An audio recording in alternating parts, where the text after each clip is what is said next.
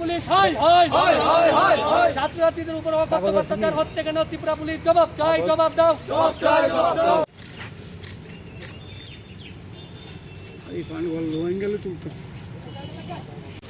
ইচ্ছা করুন জানা নাকি ভিতরে ঢুয়াই দিলে হইব সুন্দর হইব।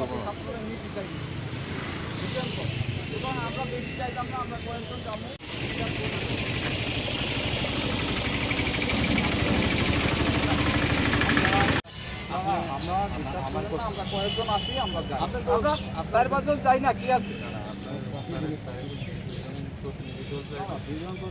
তিনজন ঢুকাইলা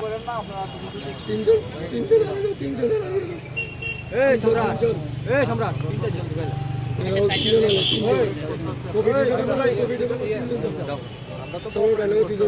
গত 13 তারিখে মুখ্যমন্ত্রীর কনভয় যাওয়ার সময় 2 জন ছাত্রকে, আপনারা সবাই জানেন, আপনাদের মিডিয়ার মাধ্যমে আমরা দেখেছি, 2 জন ছাত্রকে, একজনের নাম হলো এঞ্জেল রিয়াং, আরেকজনের নাম হলো অভিজিৎ দেববর্মা।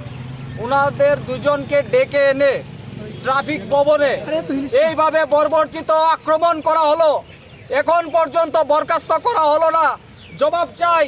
রাজ্যের স্বরাষ্ট্রমন্ত্রী ঘুমে আছেন, এখন পর্যন্ত কেন পুলিশ অফিসারদের যারা নির্যাতন করেছেন এখন পর্যন্ত কেন গ্রেপ্তার করা হলো না? আপনাদের মাধ্যমে জবাব চাই।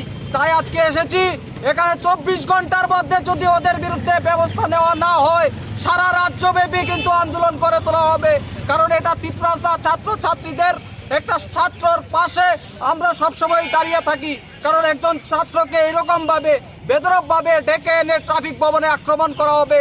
পুলিশ এইভাবে, আপনারা বিগত দিনেও দেখেছেন আমাদের আন্দোলনে পুলিশ লাঠিচার্জ করেছে, ছাত্রদের উপর আক্রমণ করছে।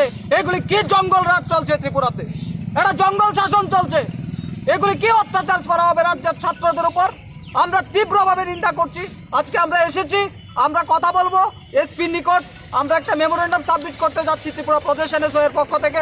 24 ঘন্টার মধ্যে আসামিকে গ্রেপ্তার করতে হবে এবং ওনাদের বিরুদ্ধে আইন অনুযায়ী যা যা ব্যবস্থা নেওয়ার ওদের নিতে হবে। না হলে আমরা 24 ঘন্টা পর কিন্তু সারা রাজ্যে আন্দোলন করে তোলা হবে। আমরা কিন্তু বসে থাকবো না, কারণ আমরা ছাত্রদের পাশে আছি। আপনারা দেখেছেন বিগত দিনেও আমরা ছাত্রদের স্বার্থে লড়াই করি। সুতরাং আমরা এসেছি, আমরা বলবো যে অবিলম্বে ওদের বিরুদ্ধে অ্যাকশন নিন। যেই ট্রাফিক অফিসার যারা এই ধরনের ছাত্রদের ওপর বর্বরচিত আক্রমণ করেছে তাদের বিরুদ্ধে অ্যাকশন ইমিডিয়েট নিতে হবে। তাই আজকে আমরা ছাত্র নেতারা, আমরা একটা প্রতিনিধি দল, আমরা একটা মেমোরেন্ডাম সাবমিট করতে